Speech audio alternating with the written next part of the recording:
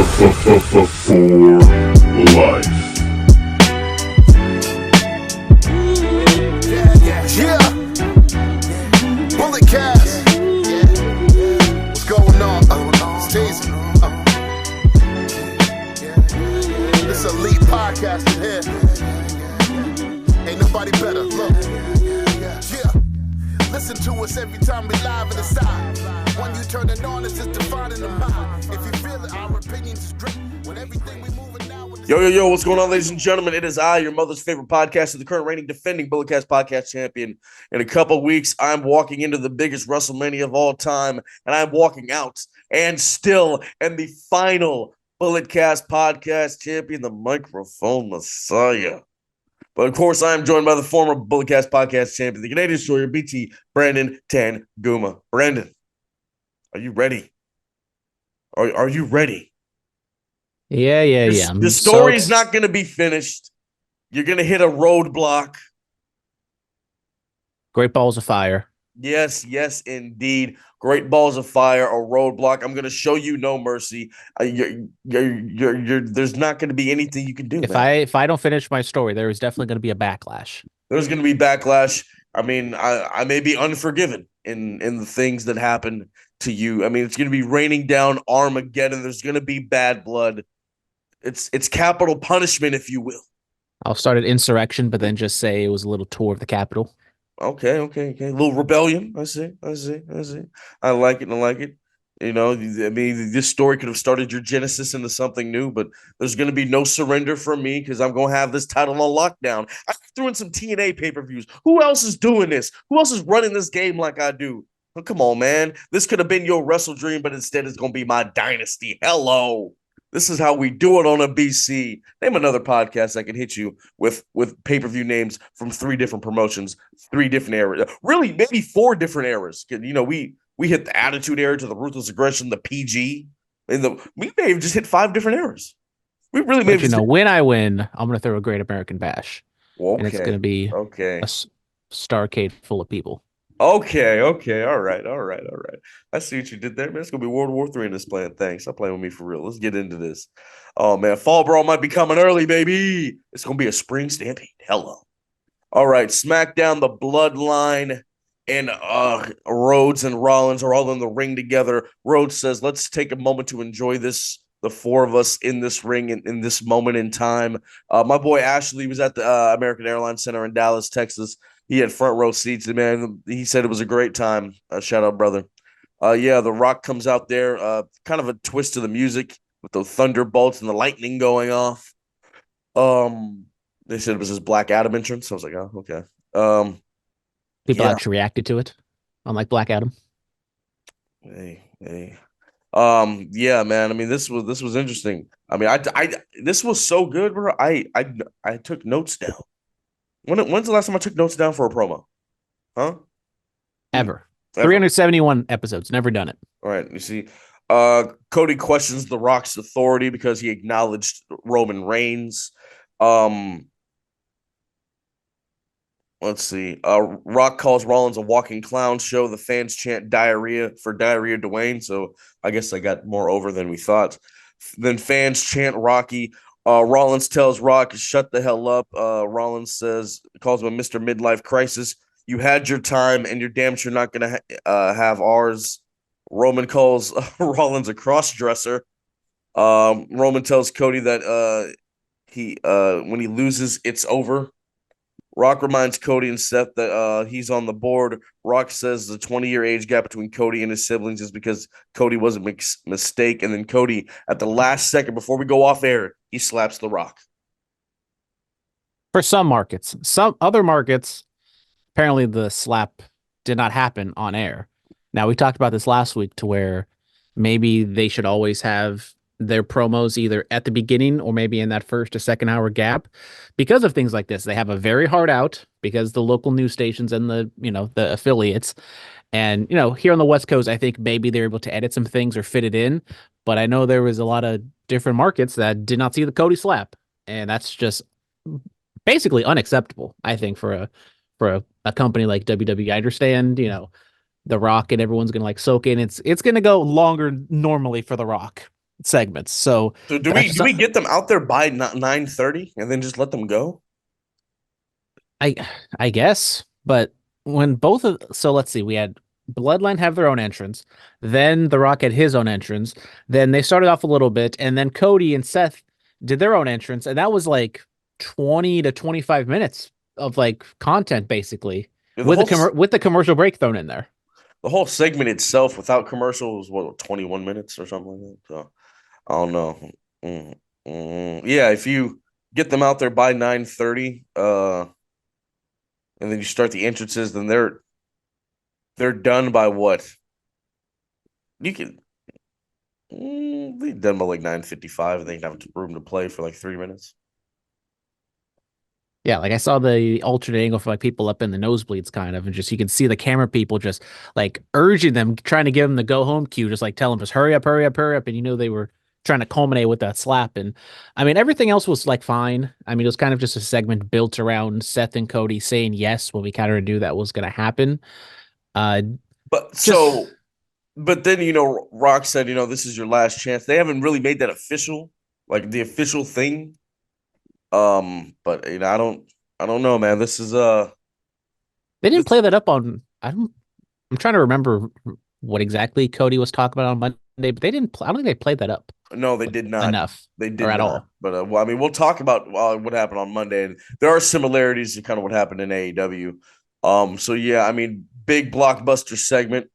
Yeah, this was interesting, man. I mean, there are all these real life elements because Rollins has always been the guy that in storyline and in real life talking about how the certain people had their time. This is our time, and he's always talking about this is our era. These are our fans, and so it just makes sense. Makes a whole lot of sense, and I love it. Yeah, a little disappointed in the WWE crowd in Dallas that they were chanting diarrhea. You can even see maybe on Cody's face a little bit that either he was like It was thrown off by it, yeah, he wasn't, enjoying that this actually got over. Seth and his Sethiness, was gravel, was loving it.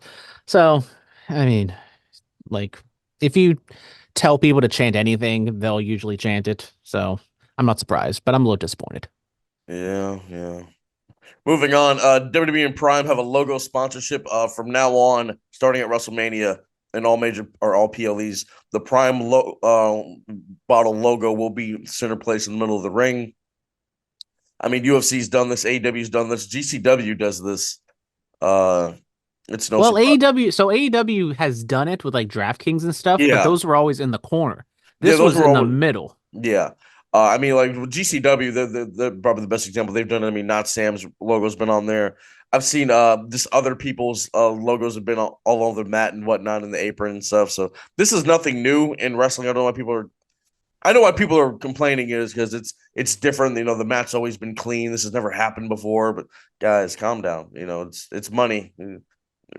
Yeah, I mean it's money. It's a business. They're gonna do their thing. I mean, I'm not the biggest fan of like the logo itself, just because like, do they have to make it red, white, and blue? You can just make it like a solid color. But the one thing with like the UFC and even like in New Japan is like there's so much stuff going on that it doesn't like stand out as much. So like when you just have a giant bottle in the middle of the ring, it's like your eye instantly draws to it. Even if you're like not trying to look at it, it's like literally in the middle, so it's like always going to be there. Well, That's the only thing I have a little bit of an issue with, but I'll probably get over it. they did a great job with KSI taking that RKO like a champ. Taking that RKO and then the overhead, and you can just see it clearly. So they did a good job with that. Yeah. So we're moving closer to Paul versus Orton. Yep, maybe you throw Kevin Owens. I mean, I would assume Kevin Owens gets thrown in there as like a triple threat action. Teasing Orton, almost hitting him with the brass rings or brass knucks, but like actual like real life people, Kevin Owens realized it was a misunderstanding. He wasn't trying to hit them, and he was like, "Okay, we're cool, Randy," instead of like getting angry for no reason. Yeah. Look at that. Yeah. Wrestlers acting like real people. Who would have thought? Who would have thought? All right, outside the ring, did we talk about this last week? The Bianca Belair controversy? We did not. I mean, I don't even know exactly what the controversy is. So they Like, 2K posted a photo of Bianca Rhea and Cody as the cover stars, and then somebody was like, "Oh, She only got it because she's black. They needed a token, which then spawned an outpour of rage and support for Bianca Belair. Because I mean, guys, let's be realistic. Like, she didn't get it because she's black. She got it because she's one of the top stars in the company, regardless of gender. I mean, look at the run she had from WrestleMania 37 to now. Look at the run she's been on. She's been champion the majority of the time she's been on the main roster. Like, stop. Yeah, I mean, I kind of knew the kind of like the totality of it. I didn't know the granular details, like what really started it, and it just kind of rolled my eyes. And it's like, okay, there's gonna be idiots on Twitter who say like dumb stuff, and it's like, do we need to like? I'm all for backing up your coworker and like saying we all love you, Bianca, but it's like, do we really need to like promote, like not promote it, but just be like they're getting to us, like we hear what you guys are saying. That's the only thing I kind of have like an issue, which is like let them yell into the void, ignore them. Who cares? They're dumb. They're racist. Just ignore them. Yeah, I don't. It just became a massive thing. It really did. Yeah. All right. Moving on from that, a lot of WWE inductees in the Hall of Fame. So, the greatest of all time, Muhammad Ali, float like a butterfly, sting like a bee. He's going in. Congrats to him. The U.S. Express, Mike Rotunda, and Barry Windham are going in. The originators of having the Real American theme by Rick Dillinger. Then they left the company, and it was given to Hogan, and the rest is history. And then the Stooges took it over. Yes, that too. Yeah, and then Thunderbolt Patterson is also going into the WWE Hall of Fame. I mean, the U.S. Express, that's a great one. I mean, they were the tag champions at the first ever WrestleMania. They lost the titles to Koloff and Iron Sheik. I mean, they got Iron Sheik after he had the run with the title and the feud with Hogan.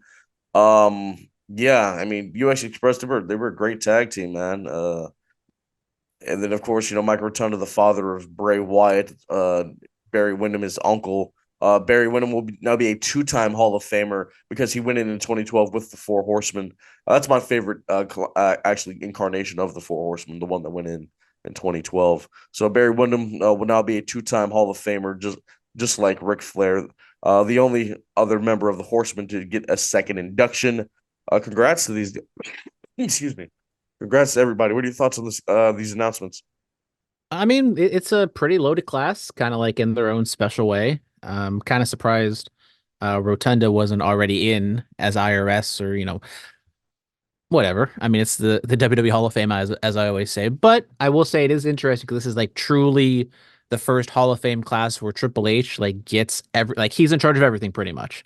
And so we're seeing there's a lot of these people who are all very deserving, and he's kind of like molding his own type of identity with the Hall of Fame. So I very much enjoyed it. As you said, with Wyndham and Rotunda, I think there's a very likely possibility because there are reports out there that maybe Wyndham Rotunda, Bray Wyatt, will be the last person possibly they'll announce on SmackDown.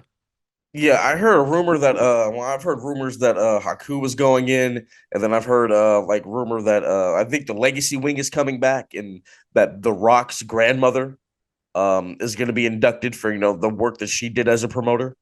So it's something's going on, man. This is a great looking Hall of Fame. I'm very excited for this, and I can't wait to see what goes on with it. Kevin Kelly fired by AEW. Yeah, my former boy, New Japan, Kevin Kelly was my boy. AEW, Kevin Kelly, not so much. He just didn't seem like he was very familiar with the product, and he, whatever reason, just didn't really bring it to AEW. And then it kind of all came ahead like a week or two ago, where he wasn't on Collision, wasn't on Revolution, and then he went on this little Twitter tirade about Ian Riccaboni, and there's like some child trafficking documentary that's like sponsored by QAnon or something. It's just like, okay, dude, whatever. And so I guess mainly like the Twitter stuff and kind of going after his coworker were the main reasons for him being fired. But to be honest, Kevin Kelly was not that great of an announcer in AEW. So as much as I thought he was fantastic in New Japan, he's not. They're not losing much in AEW with Was him gone. he to AEW what Jim Ross was to New Japan? I mean, Jim Ross like brought a certain gravitas, and Jim Ross had his hits and misses. But like that initial US run, I thought JR and Jim Barnett were a pretty good dynamic. But Yeah, no, Kevin Kelly, I mean, I mean, he showed up and like instantly on that like first collision, he was like messing some moves up. He was like messing up like storylines and things of that nature. It's just like very simple stuff that like if you just sat down and just like watched the last 4 months of television, Well, maybe like that's the problem. Maybe it was hard for him to watch. yeah. And I mean, they have so many people anyways. Like That's I get it. Like maybe you should have another person like as a play-by-play because you have Excalibur doing everything, and Rick Bonnie's pretty good. Like I think he's very talented, so he's a good backup. But yeah, yeah. That's the thing about AEW, man. Like they expect you to know everything. And people criticize WWE for the constant recaps. Like, this happened, moments ago. This happened earlier tonight. This happened at the top of the show. And like, okay, we get it. But then, you know, they've kind of got WWE's kind of gotten away from that. I like them to bring it back, but like, you knew what was going on. You could not say you did not know what was going on WWE TV because they constantly reminded you. So I mean, that's a good trait to have, and maybe AEW should just start doing that. Quick little video package for like these bigger moments to kind of explain what's going on.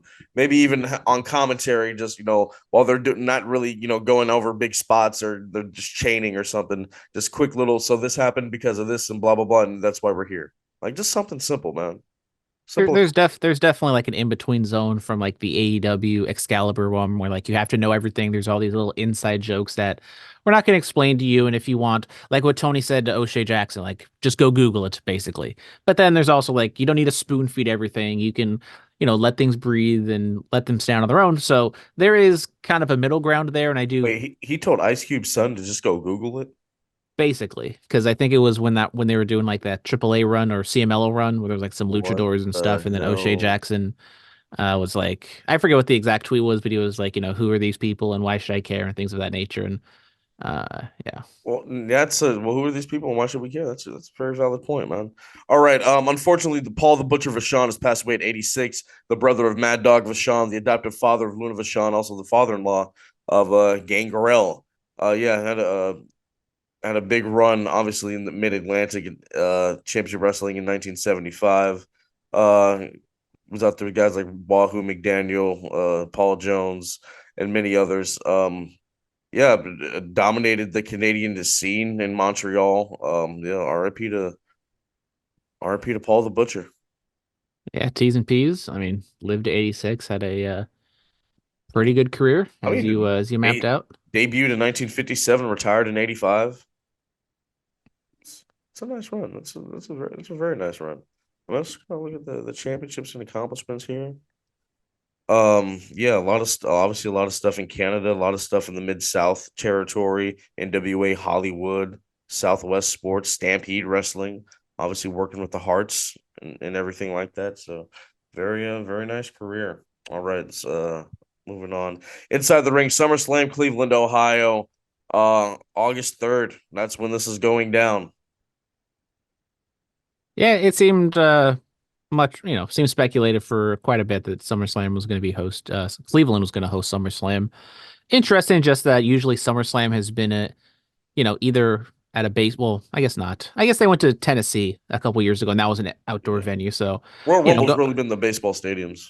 yeah, but I was thinking more just indoor, Yeah. like indoor arena or indoor like stadiums kind of. So, them going to Cleveland during the summer, I don't know. Never been to Cleveland. I would assume it's pretty nice there, It's out there yeah, by the lake. it's warm. Yeah. So, shouldn't be any weather issues to speak of. So, it's a different venue, and I kind of appreciate that because, we kind of get into the rut of going to like a lot of the same place all the time. Cleveland hasn't, I think, what did they host? 96 or 9? They hosted a SummerSlam again in the 90s. And so it's kind of been a while since they've had like a kind of a major event like this. You've never been to Cleveland? Unfortunately, I have not. I've never been to the Midwest, basically. Oh no, I guess I went. I mean, I went to Chicago in 2021, but besides that, What was it? The first time the Warriors beat the Cavs, I was in Cleveland. I remember that. I was like, I was a stupid kid. I was like, Warriors. I don't watch basketball at all.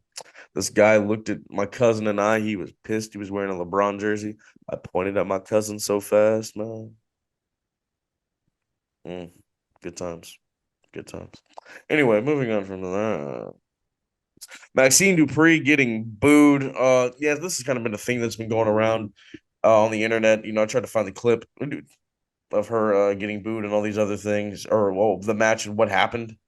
And then I believe it was, she's been on a house show loop, I think, with Nia Jax recently. yeah, yeah, And yeah, there's a clip of her like walking to the back and like people are booing her, and you hear one person audibly saying like "You suck, Maxine," and there's been some people coming to her defense, and then now they basically made a canon with Candice LeRae, the storyline. Yeah, yeah, or yeah, should I yeah. say Christian LeRae? What? She talked about her dead brother. Wow. Mm. Wait, talking about Candace's dead brother? No, Maxine's dead brother. Okay. Okay. Yeah. Come on, watch product. I know. I heard dead brother, but then you said Christian LeRae. So I was like, wait, what? Yeah, she's turned into Christian LeRae. She's going to go after dead people's relatives or dead relatives. Oh, okay. Yeah. I didn't get that reference. Well, anyways, Anyway, yeah. Oh, okay. there we go. It finally clicked yeah, for him. yeah, it He did. got it. It did. It did. I just woke up. I'm sorry, ladies and gentlemen. Yeah. Yeah. I've always said this, man. If you have never done this, who are you to criticize? Who are you to criticize the in-ring work, bruh? Come out here. Come out here and do some forward rolls, some O'Connors, some shoulder rolls. I've watched so many people quit off of just rolls alone before you even get to bumping and running the ropes and all this other stuff. Stop. I've always been like that, man. Like I can't criticize professional swimming because I've never done that. So I'm not going to criticize somebody's breaststroke. You know what I'm saying? Now, as the ignorant wrestling fan who's never stepped foot inside a ring to wrestle, I will say, Maxine, like honestly, Maxine is not at the level to be wrestling on a national television on a weekly basis. But that's also why you do house show loops and you wrestle and you train and practice things like that. And she's like, what they said, like her first match was like in like September, and like her gimmick is technically like to be bad at wrestling, but there is like, as a fan, you are paying your money to watch this person do their profession, and you have a expectation. Now, I don't know what the match looked like, but I can only judge what I've seen on television. I'll be honest, it doesn't look good. But there is a line where you don't like take it to that next level. And like I can criticize her and be like, I don't think she's doing a great job wrestling, but you don't be like, you suck. Why are you here? You don't deserve to be here, blah, blah, blah. There's that fine line to where you can criticize someone's work, but you like just don't take it to the next level, like get personal with. Like you can say you suck, you're terrible or whatever, but then it's like, just get out of here. You don't deserve to be here. That's when it's like, okay, let's just settle down. And WWE hasn't like put her in a position to like not in a protected position. Like they've thrown her out there and like trying to do these moves and trying to do these things that like she is definitely not equipped to do right now. So it's like WWE has not put Maxine in the best situation either. I don't know if she's not equipped to do them. I just maybe they're saving certain things for for how this storyline progresses. You know what I'm saying? So we got to wait and see, man. That's the nature of this beast. But yeah, they are putting that is kind of her character. Like she's learning how to do this on TV and everything. I mean, she talked about that in the interview with Chris Van Vliet, which go watch that because that was an amazing interview. Also the Dennis Richmond Invitational, Oasis Pro and West Coast are coming together to put on a tournament June 29th at Gilman Brewery, Berkeley, California. This is big, man. This is big. The biggest shark in the water wants to come collab with Oasis, man. This is something special. Will you be at this tournament, Brandon? Is there a date? When is this? June 29th. Check my schedule off the top. Might have to pull through. Yeah. I believe the winner gets the West Coast Cup. I believe that's what goes on here. So big moves are being made. Also today's the 20-year anniversary of WrestleMania 20. Oh, Phillip, I'm getting old. Yes, 20 years. Where does it rank amongst the best manias of all time? We didn't do a Mania Madness for the biggest WrestleMania of all time. He remembered. He remembered, ladies and gentlemen. I was hoping he'd forget. No, we're too. I mean, we're kind of. I'm be honest. I'm kind of running out of ideas at at this point. I mean, we did best WrestleMania. We did main events. We did what? Did we do openers at one point? We might have done entrances. We did that. Can we want attires? I don't know. I don't know what the hell we done, but I mean, WrestleMania 20 has a special place in my heart. If you guys remember, it's the first pay-per-view, let alone first WrestleMania I ever saw live. So, I'm definitely, I love this pay-per-view. Unfortunately, it has been kind of marred with the deaths of obviously Chris Benoit and Eddie Guerrero. So it's kind of like the forgotten WrestleMania. And there's like some other hidden No, we things remember. We remember. there's some hidden things in there as well, like the debacle of Goldberg and Lesnar, and the return of the Dead Man Undertaker, and John Cena's kind of not Rock and Sock culmination. connection. Yeah, not the John Cena in like his first big match against the Big Show, and so it's a very good WrestleMania coming off the heels of 19, which I think was voted for Mania Madness as the best WrestleMania of all time. So I will always love it, and it does kind of hit me in the heart. They're like, oh man, I have been watching wrestling for like 22 years now. I know, Mr. X or other people out there, they've probably been watching twice as long as I have or whatever, but 22 years now, or 20 years for this WrestleMania, which is like big milestone for you boys.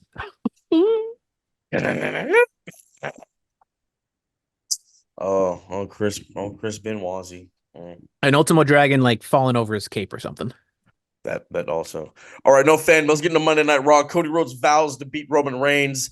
He says he cannot put the title in his father's hands, but he can put it in his mother's hands. He says he's doing this for his family, for his sister, his mother, his wife, his daughter. He says, Michael Cole, at WrestleMania 40, you can say that I get to finish the story. Cody also says, Roman, we are no longer in the third inning. We are in the final inning. Are we in the bottom of the ninth? Are we in the bottom of the ninth, bro? I think we might be in the bottom of the fifth.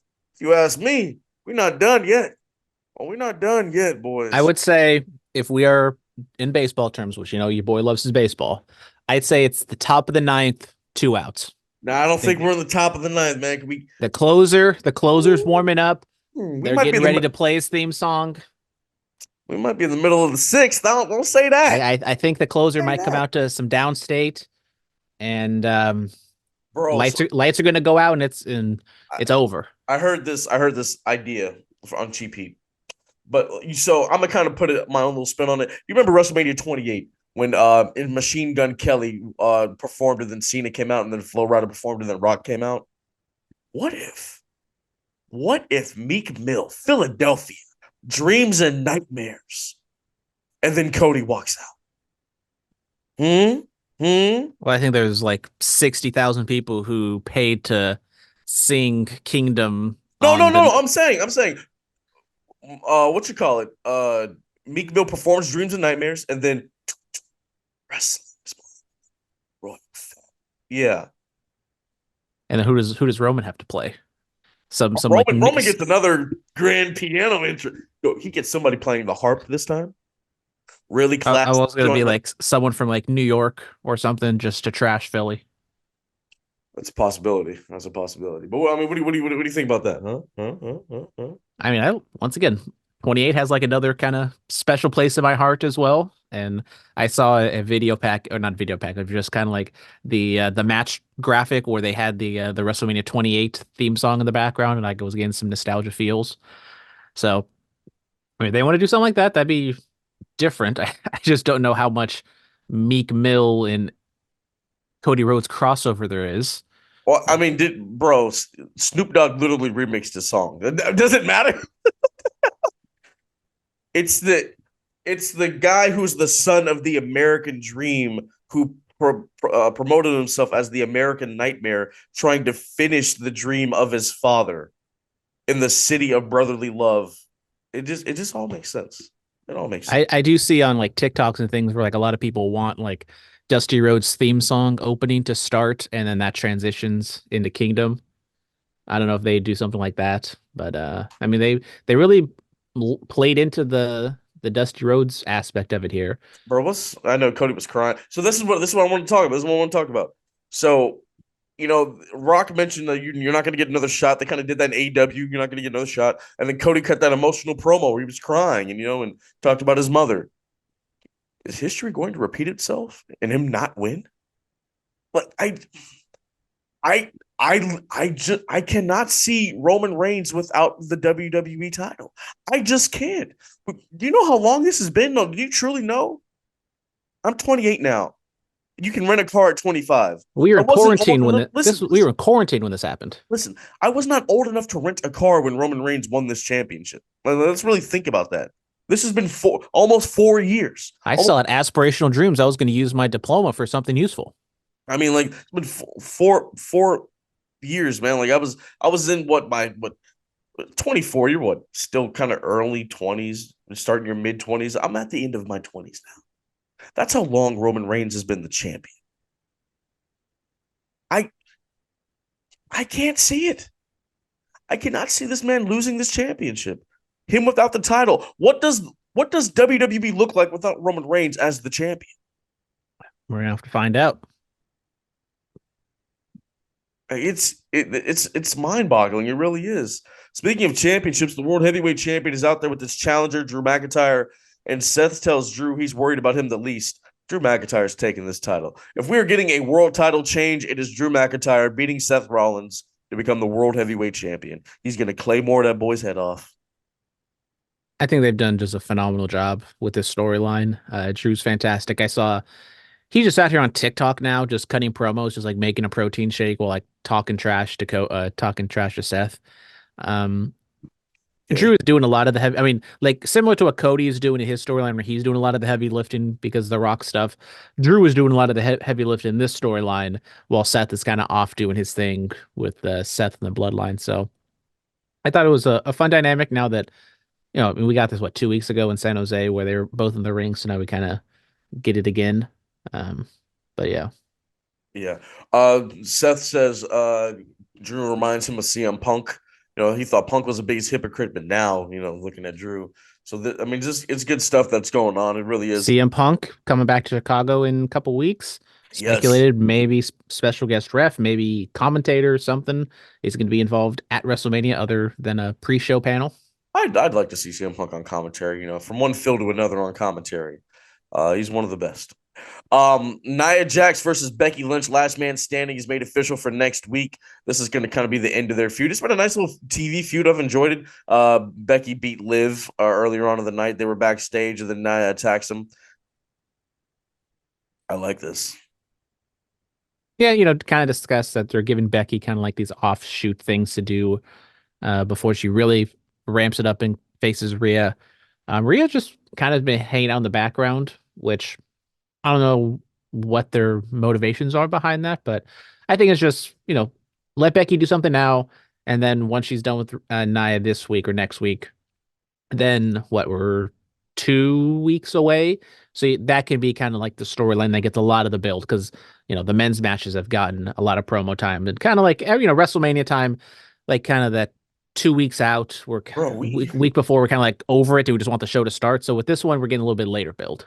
We've only got 6 matches announced for 2 days. We have the 2 women's titles matches, the 2 men's titles matches, the Bloodline tag match. Let's see. That's 5. Let's check the old Wikipedia, see what we got going on. We have the multi-man tag title match and now the IC title. So we have 7 matches announced for 2 days. Yeah, Bloodline, whatever. Seth, Drew, Roman, Cody, official for night 2, and then we don't know the other 4 matches. Presumably, U.S. title triple threat. Yes. Okay. With Paul Orton and KO. LA Knight and AJ. LA Knight and AJ is probably gonna do something. I think Bianca has to get involved some which way. Kind of what's Nia doing? Well, what's Nia? They put all this work into her. She can't just be in a multi-woman match. What's Jade doing? Does Jade just come out the go home Raw and challenge Nia Jax to a match at WrestleMania? Does she do that to Bianca on the go home? What's going on? If WWE is not super confident in Jade's in ring, I could see her maybe being like an enforcer, kind of like the backup for Bayley, especially because we did see her in a little backstage confrontation with Damage Control a few weeks ago. So maybe dropping a seed there where, it's 4-on-1 Bayley. How is she gonna even the odds and kind of ensure she has a fair shot? And then Jade comes out and kind of evens it up. So maybe that's where they get Jade. They get her involved, but not in a full-fledged match. The Andre Battle Royals, on both sides. what last year they had the men. They have a They men's on and a women's SmackDown. They're one. on Yeah, SmackDown. I know because they just trotted Bobby Lashley out there to do his pose with a trophy, and that was Oh, it. because I mean, now given what we know about Bray, that's why that happened. Um, I'm just trying to go down the list. I mean, yeah, Sammy Gunther, we already have that announced. I mean, there's probably gonna be some sort of like, Oh, Jimmy J, what are we talking about? yeah, Jimmy J. That's gonna be something, some sort of We probably got like 8 matches. multi-team, probably some multi-team tag match for the women's thing. Yeah, so let's talk about that. Jay has challenged his brother Jimmy to a WrestleMania match. Brother versus brother. This happens every 15 years. WrestleMania 10, it was Brett and Owen. 25, it was Jeff and Matt. Now 40, it's Jay and Jimmy. There we go. Who's an up and coming brother team for The Creed WrestleMania brothers in 55? 15 years. There we go. There you go. Or maybe a Devon's boys when they join the business. Or maybe another set of Anawai twins. You never know. You never know. But yeah, man, Jimmy versus Jay, that's going to be a special one, man. I can't wait for that. Man, Philly's about to go crazy. When could you imagine 80,000 people hitting the up down with Jay, bro? That's about to go crazy, bro.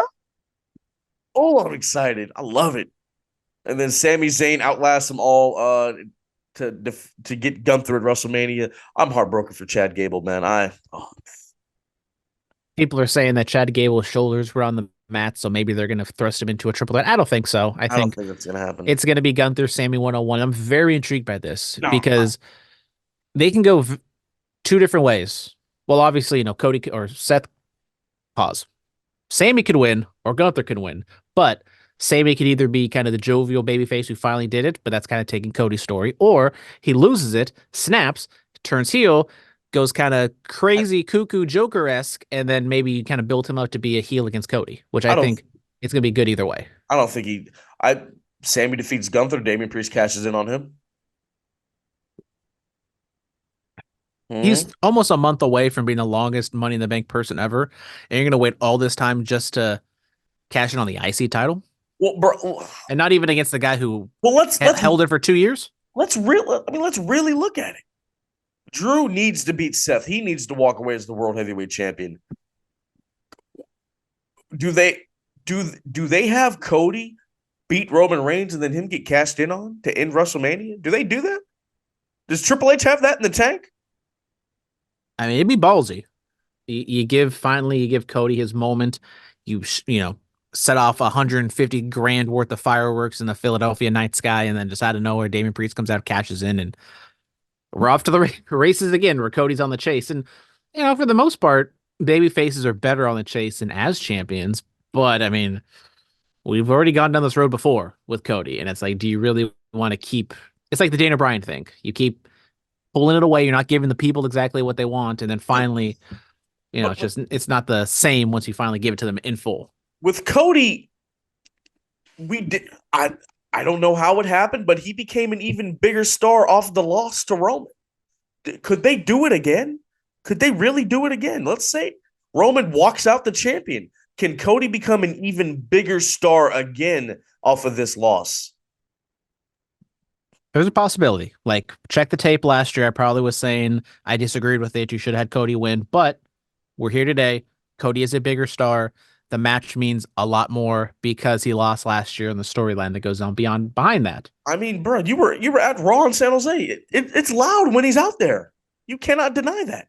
He literally went from undesirable to undeniable. I mean, that reaction is unbelievable. He might be more over than Cena was at the because look, Cena, they turned on him very early. It wasn't even a year of Cena being on top before they turned on him. I would say the people who, like the kids, loved Cena. But Cody is universally loved. Die hard loved him. But then, as you said, I agree. Cody is a much more universal. Everybody really likes him, and some people love him. Yes, I love Cody Rhodes. I mean, you know that, bro. We've gone all these APW shows and we got to talk to him. I love that dude. I really do. Great guy. I just can't see Roman losing his title. I think this has been a positive of the Triple H regime of having these longer title reigns. And I mean, you just look at him and you look at Gunther and even Rhea Ripley. Like you're seeing these long title reigns. It's gonna mean something when they lose. But And then like, again, it's been too many long title runs. I mean, the U.S. title, it's been relatively short. Tag teams kind of bounced around a little Yeah. bit. Speaking of tag team, multi team ladder match WrestleMania 40. I would have preferred to see Awesome Truth to go up against Judgment Day 1-on-1 and just beat him. I would have preferred to see that. Now we're getting Awesome Truth taking on Veer and Shanky. Main event anywhere. Is Shanky still dancing? I don't think so. Oh no. Anyway, let's get into AEW Dynamite. Big Business, which is the name of our episode. Mercedes Monet has arrived in Money. AEW. The CEO is in Boston. Um, New theme song. It's yes, reminiscent of Walter. I forget what the actual, technical name of it is, but it has that kind of backdrop instead of the old crisscross sample she had back in New Japan. I like the New Japan one better. I'm not gonna lie. Yeah, you see Naomi, Bailey, and Tamina were there to support their girl, which is fantastic. You love to see it. Yeah, man. I mean, I'm happy for her, people have already started to turn, which the internet is wild. Look, guys, she's happy. Let's see what she does. I mean, this is their biggest female signing really ever. Let's see what happens here. Let's truly see. Agree. I thought she came across like a star.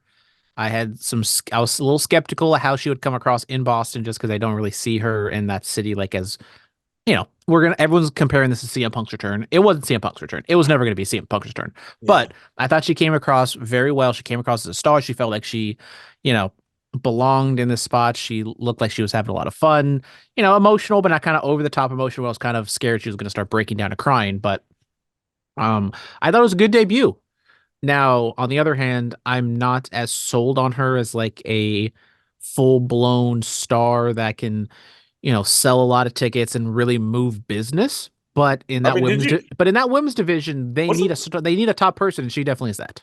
I mean, what was what they had like 9,200 tickets out or something like that for this? Yeah, I mean, I put the line when it originally was at 10,500. Probably was a little high to be honest, but for the most part, they were all kind of chugging along like 6, 7, 8,000, and then I don't know if this is legit or not, but then when she posted like Boston or whatever yesterday, apparently that moved some tickets, which I don't know how.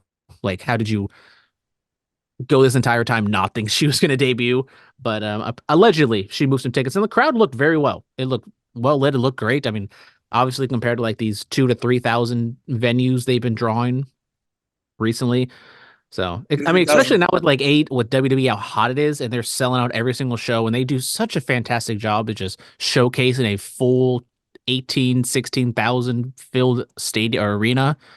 It's just night and day with AEW. So it was nice to see they actually drew somewhat of a good crowd. Yes, yes, yes. Samoa Joe defeated Wardlow to retain the AEW heavyweight title. Swerve is coming after that boy at AEW Dynasty. Just do it, bro. Do it. Put the title on Swerve.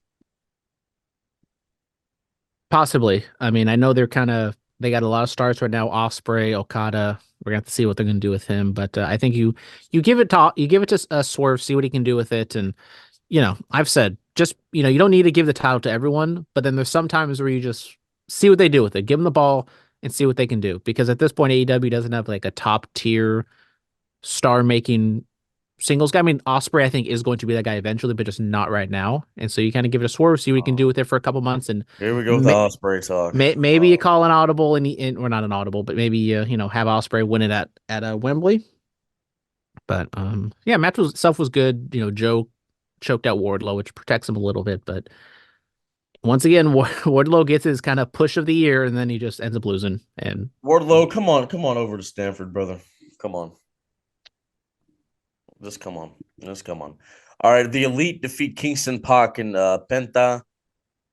That boy Okada, bro. That boy Kazuchika. I mean, really, athletic, fast-paced six-man tag as you'd expect in this one. Okada spoke a little bit of English, a little bit on the comedy side, telling Alex Marvez to sing "Happy Birthday" to Matthew. And now next week, because Okada pinned Kingston, he's defending only the the AEW Continental Championship. So just the one title, not the ROH or the New Japan title, which Wait, hold on. forecast that Okada's winning this thing, and it's Wait, like, okay, whatever. wait a second. The Continental title was supposed to absorb all three of those titles into one. So why would you defend them separate? That doesn't even make sense. Yeah, I What? mean, he's defended against Danielson and some other No, people, no, and it's hold on, always been all three, and hold now on. they're What going out and the saying it's just one. what the fuck is the point? What was the point? What was the point of the tournament then? This is what I'm talking about, bruh. I think what they would say, which I think is probably logical, is like the championship is the tournament was for that one championship, and then No, Kingston went and was like, all right, I'm going to throw my bruh. belts into all of them. They literally molded it after how they got the All Japan Triple Crown title. Once all those three titles were molded into the one title, they didn't say, okay, well, the Pacific title I can defend here. No, it was all one. It was all one title. That was the point of the thing, to pay homage to All Japan and to mold all these titles into one. That was the point of it. So if you're not going to do that, then what was the point? It's like if Oasis, West Coast, and UGWA, if they had a tournament and the winner walks out with a title that represents all three companies, and then you say, well, you know what? I have this title that represents all three companies, but I'm gonna go defend the UGWA title today. And like, what? No, that title's absorbed into this title, so that doesn't make sense. It's like Roman Reigns is walking around as the undisputed Universal WWE Or champion, right? No, listen. He's okay, walking around as the everyone undisputed listen. WWE Universal Champion, right? Roman Reigns isn't out here just defending the blue title for the hell of it. No, that title got absorbed into this championship. It's one. Like, what are we doing here? What is going on? I mean, I kind of rolled my eyes at that as well. And like, as you said, go back to like the three promotion thing. As this is literally three promotions, even though ROH and AEW kind of rolled into one. But you have the, Oasis, UGWA, West Coast Championship, and then you have like clearly the top person, a superstar that this other person probably isn't gonna beat.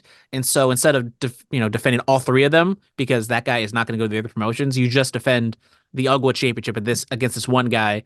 And so it just telegraphs that, okay, he's losing. He's going to lose that one title because why wouldn't he just put all three of them up? So it's just, and then now you go to the other thing of now Okada is going to have this lowest level championship that no one cares about. It's like literally like just a token to throw on top of Kingston's other two titles, and it's just whatever. Hopefully, hopefully, just like Okada, melts it down into like a ring or something. I haven't gotten this mad in a while. Jesus, Jay White defeats Darby Allin, and then didn't Billy Gunn get attacked?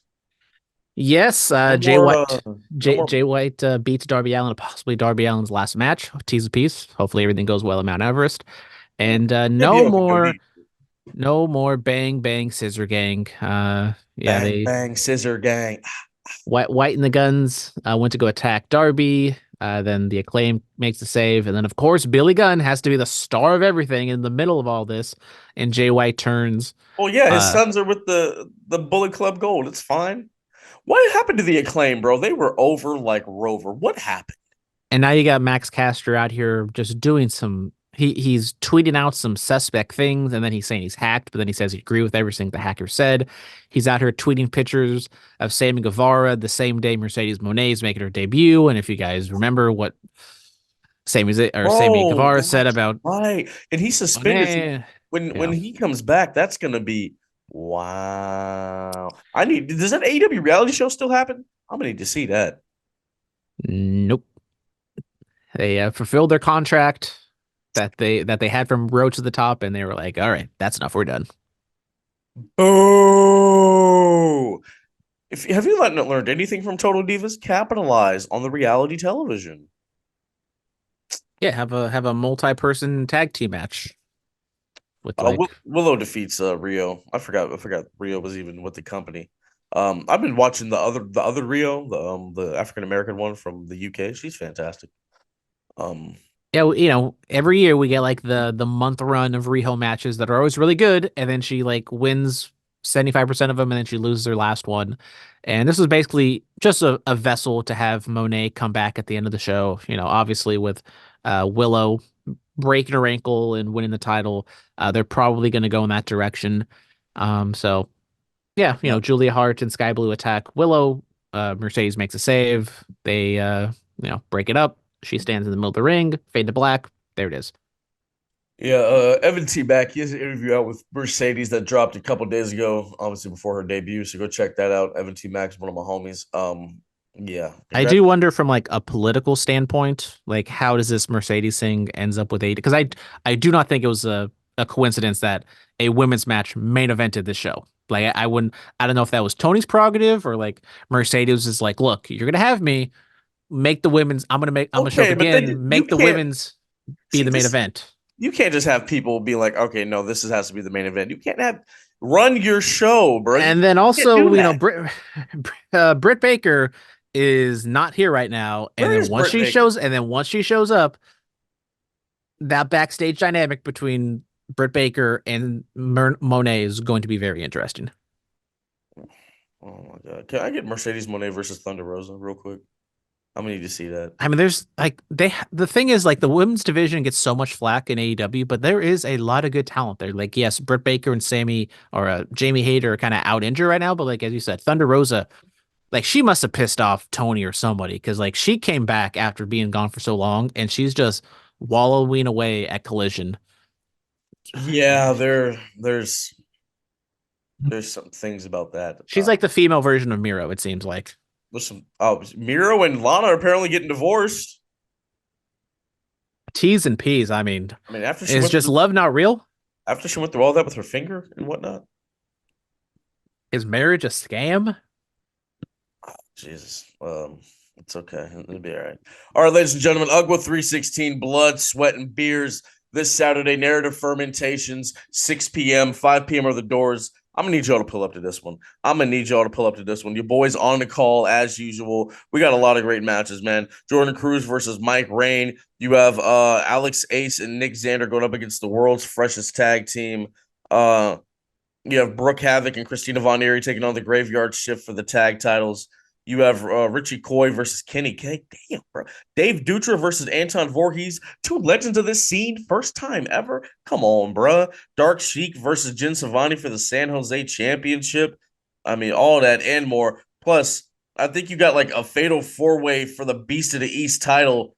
Come on, man. Like, this is about to pop off. It's about to be something special. And shout out to my boy, the Crazy Cajun, the Gator Man, Jaya Jewel. It is announced he is going to be going to Japan. I love you, brother. Shout out, man. Go Gator Roll the world, man. Thank you guys so much. We got a special 316 episode coming out in a couple days. Make sure to tune in. So excited. It'd be a shame if something were to happen to me when I couldn't make that show. Yes, be a real shame. You guys know how much I love Stone Cold Steve Austin. I cannot wait for that show. Yes, absolutely. Thank you guys so much. As always, be safe and stay dangerous. Yes, sir.